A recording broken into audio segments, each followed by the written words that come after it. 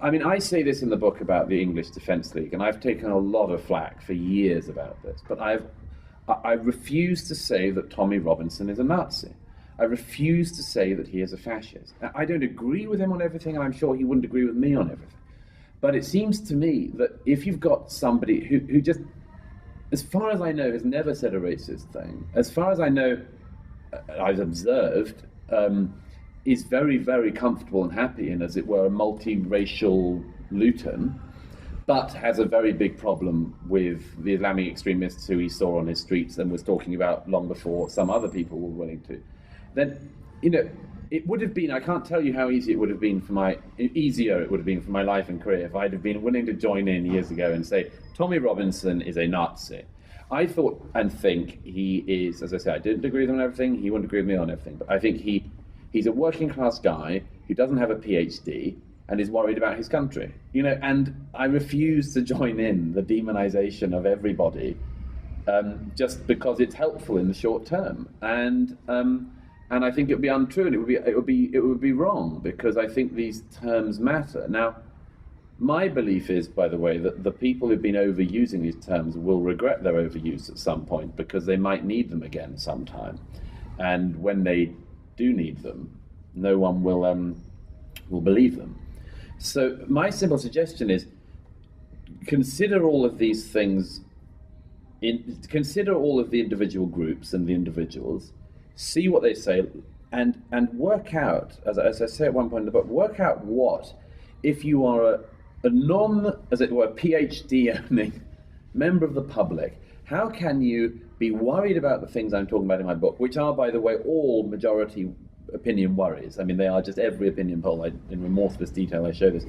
These are the things the general public in the majority are worried about. How can you express that worry without being a Nazi, fascist, racist? I think there are lots of people who are concerned about these things who are not Nazis, not racist, not fascist.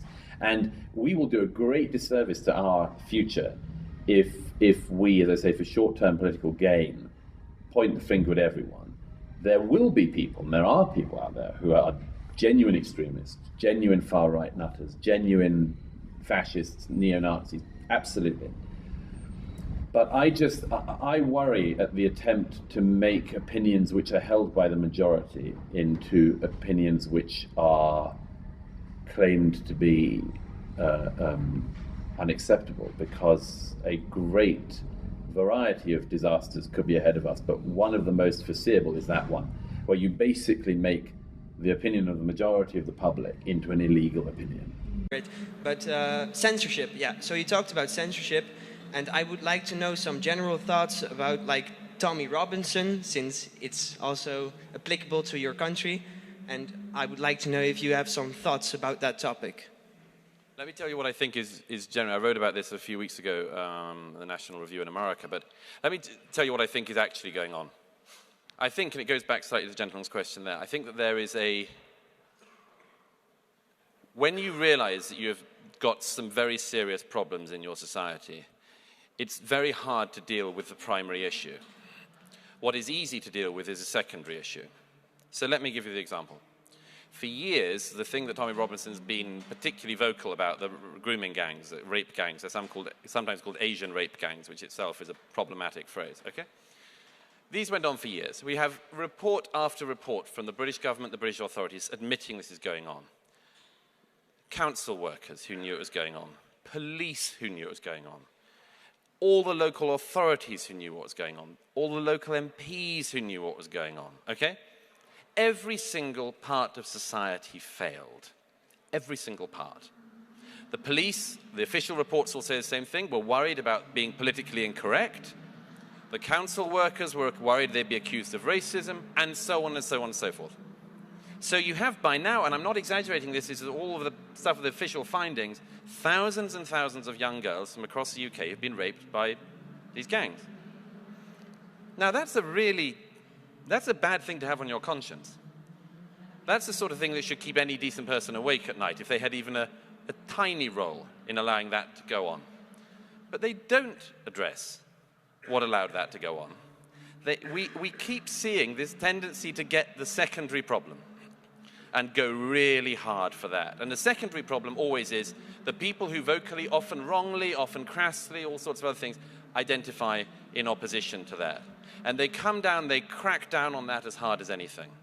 You saw, by the way, a very quick example of that. You saw that in Germany with Angela Merkel. When the Pegida protests began, I didn't agree with them. Like a lot of people, I was keeping an eye on what they were doing and so forth. What does Angela Merkel use her New Year message to do? To attack the Pegida. She says, these people in Pegida have coldness in their hearts. Okay, it's very easy to go for this. It's very easy to go for the people who are responding to it. Much harder is to go to the thing those people are trying to raise attention about. And, you know, in all of these cases, there are things that can be said that are critical and should be. But this seems to me to be the pattern we keep on seeing. And you see it here. My friend Mark Stein put it very beautifully in the Danish Parliament a few years ago when we were doing an event there. He said that the most famous Danish story is of the boy, you know, the boy who, the emperor's new clothes. And he was sort of, you know, Danish hero. Everyone liked to think they were the boy who, if they saw the emperor had no clothes, would say, look, the emperor's naked. And Mark pointed out that in modern Europe, the boy who noticed the emperor had no clothes would be a fool to mention it, and if he did, he'd probably be clubbed to death by the rest of the crowd. There's this weird tendency to shut down the very people who are pointing to it. You know, there's that old joke, the old saying that that the only thing you can't say in free speech is, you know, you can't shout fire in a crowded theatre. And I always say there is an exception to that, which is if there is a fire, okay? In which case it might be a quite wise idea.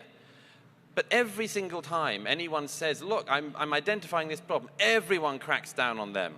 And I just say the same thing always. How about you save some of the energy for shutting down all the people who you think are saying the wrong phrases and so on? Just expend a bit of that energy on the people who are preaching hatred in your society. You know, direct it at that, and the secondary thing will never come up, because you'll be dealing with it. I've taken a lot of flack for many years that could have been avoided if I'd have been willing to say that I thought Tommy Robinson was a Nazi. And for my limited interaction with him, I don't think he is, I don't think he's a racist, and as I say, you pay a price just for not agreeing to call him the same names everyone calls him. But I don't think you should call people names that you don't think they are, so old-fashioned idea though that is. I think it's a bit tricky because it's an ongoing case. I think having been warned not to harass people who were going into court in one case, I thought it was very unwise of him, to put it no stronger, to be on another courthouse steps. And yes, he is on the video confronting some of the accused. We take in Britain the issue of reporting restrictions, I can tell you as a journalist, very, very seriously. Like, I don't know that there's any country that takes it more seriously. I mean, it's nothing like America. I never write on any ongoing trial because you basically can't. You can report the basics, but I haven't done it myself ever, but I've seen journalists who have trodden accidentally over the reporting restrictions wire, and hell comes your way. Because you could be responsible, it is thought, for the jury absorbing information they shouldn't have had access to, and then you could cause the trial to collapse, and then you have basically that on your conscience as well as the fines on your wallet. So I thought he shouldn't have been doing that. That said, the swiftness of the process against him, the terrible advice, as far as I can see, that he was given by the lawyer he was handed, who told him what turned out to be not the case, which is that if he pleaded guilty, he would get off. I mean, it goes on and on. I think all of this is contested, and I don't want to...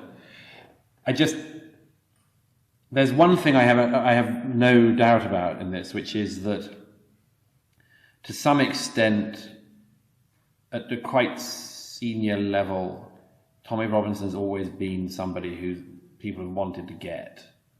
that he causes trouble. And the truth is, it's also worth remembering in his EDL days, he did. I mean, you know, like raising large groups of people is something I think is unwise anywhere, because you never know how the group is going to react, and there's a whole set of just unwise things to do. But, you know, he's not, like, he wasn't going to start writing opinion pieces in the Wall Street Journal or something. So, like, I give him some flack. Like, what do you want him to do? If you know, it goes back to my question I said earlier. If you didn't go to the right university and have the right CV, are you allowed to care about the future of your country? And I think he's made endless numbers of mistakes and so on. But I also think that there's been this out to get him thing from the start, which I'm just, I mean, the footage I saw of him recently looked broken, as far as I could see. I mean, it's very hard. I mean, I've had a couple of friends who've been in very different circumstances, been in solitary confinement, and it's very, very hard, very, very hard. And I think he, from what I could see, has suffered very badly from that. I don't know how this story ends with him.